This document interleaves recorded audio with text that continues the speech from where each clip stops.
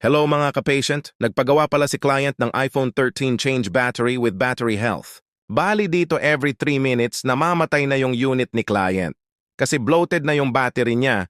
Tinanong ko si client kung ginagamit ba naka-charge yung cellphone niya at sinabi niya, oo daw.